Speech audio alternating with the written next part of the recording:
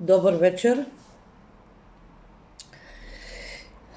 Искам да направя един прецедентен лайв, защото, както казах на последното ми излъчване,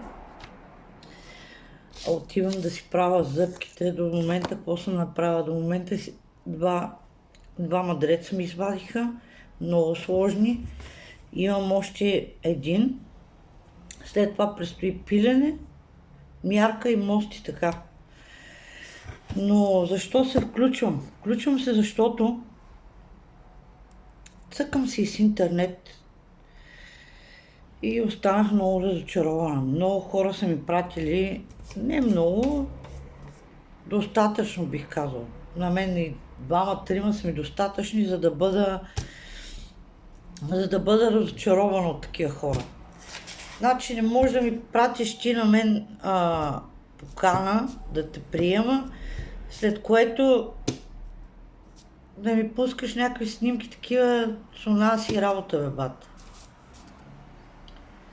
Бах ти малумщината, какво става тук, бе? В този Фейсбук няма ли кой да ги докладва такива? Няма ли кой по някакъв начин да ги хваща такива?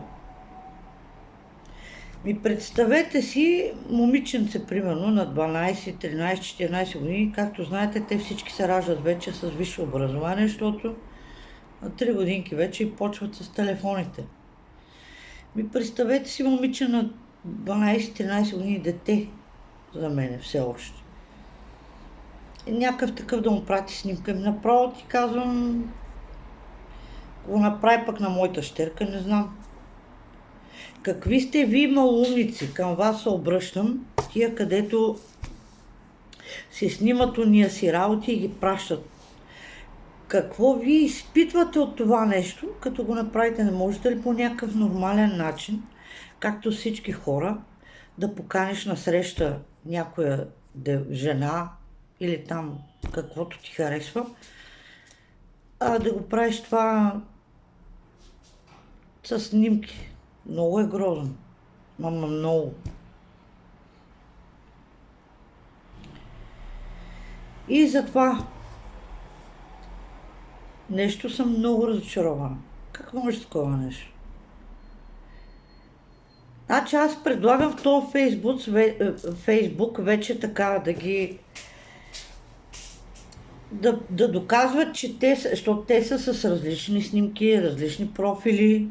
Както знаете, има педофили, има всеки такива олигофрени, където боя им е малко.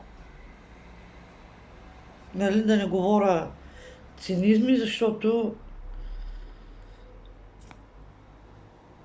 спрямо аудиторията, която го гледа това нещо, пък и не е прилично. Как може такова нещо? Такива извратени олигофренчета. Не, на мен ми се паднаха вече двама. Ако ги набарям, те не знаят какво ще им се случи. Те просто не знаят какво ще им се случи.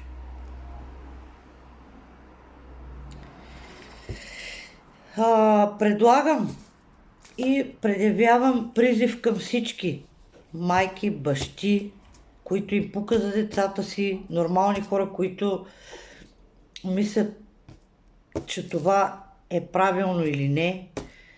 В този Фейсбук, който има профил, да се доказва с лична карта. Верификация се казва. Значи, аз съм Ива Йенсен. На снимката, ако съм си качила снимка и да се иска верификация с лична карта, личен документ, нали, че това е човек. А не е такива да си правят по 100 000 профила и ние да се чудим как да си опазим децата от интернет мрежите. Просто се изморих. Изморих се от простащина, от малумници, от егоисти. Просто нямам думи. Да смена темата малко. Във връзка с фондацията ми, за която ви споменах предишния път, видеото ми някой го е махнал по незнайна причина. Мисля, че са ми хакнали Фейсбука. Но там казвам, че фондацията ми е вече самия край. Има си и банкова сметка, на която може да правите дарения за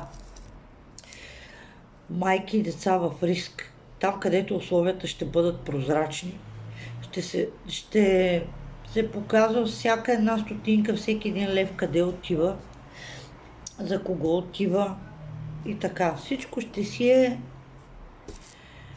законно, прозрачно както казах. Ще кача след известно време, ще кача сметката във Фейсбука. Който иска да ме подкрепи с фондацията за риск на майки с деца, може да ме подкрепи. Каква е целта на тази фондация? Целта на тази фондация е да се спре тази несправедливост с малки дечица, които още от малки биват стресирани. Защо? Давам пример с моята дъщеря. На мен ме отнеха на 11 месеца, аз я взех обратно. Както ви казах, взех се обратно, в момента е при майка ми, аз ходя на работа, за да мога да й помагам на майка ми и така. И дъщеря ми вече е с травма. Травмата е от страх от изоставяне.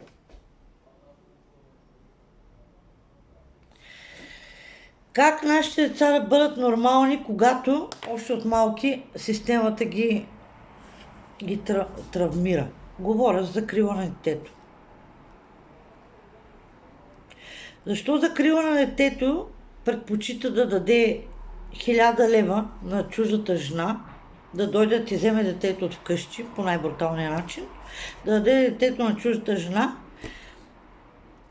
и да й дава и пари отгоре на това? А уж гледаме в интерес на детето. Чакай сега, в интерес на детето. Интерес на детето. Никой не може да се намесва. Че не са пред мене, в главата ми са. Знам си ги. Да се намесва в неговите семейни връзки, неговата самоличност и така. То е малко. То какво може да каже? Нищо. То е беззащитно.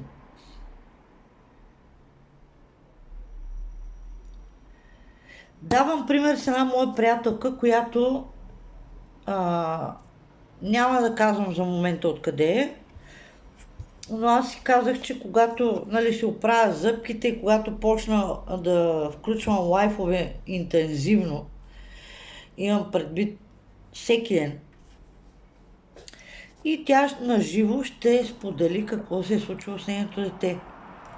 Била е заключвана дъщеря й в банята и бита от приемно семейство.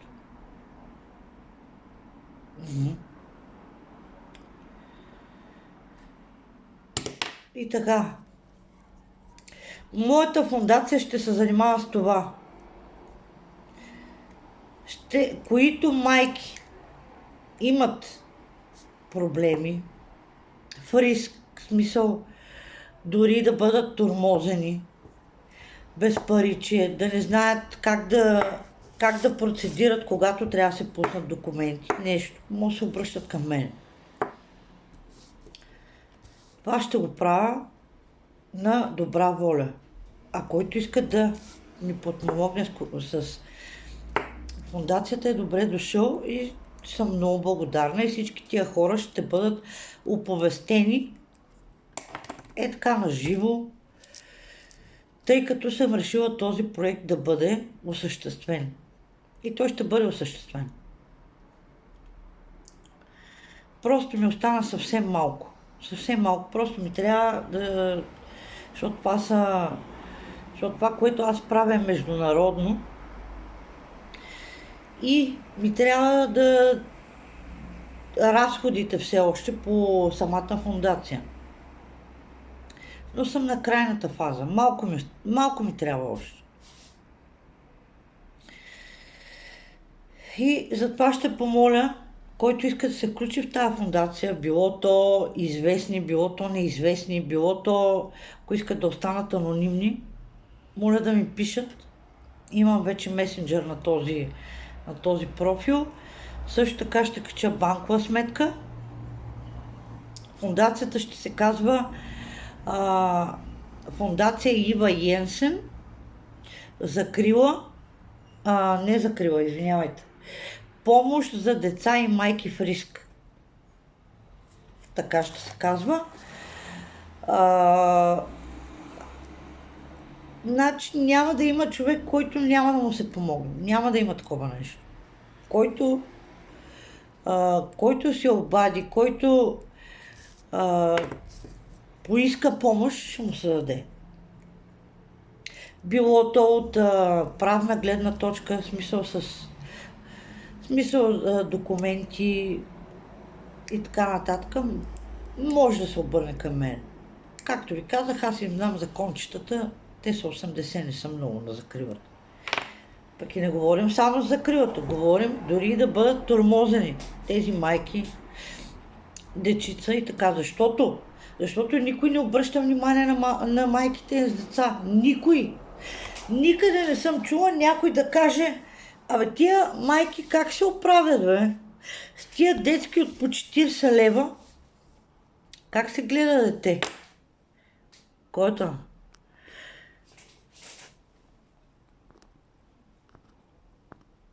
Звъни ми телефона, само да го затворя, ама не мога.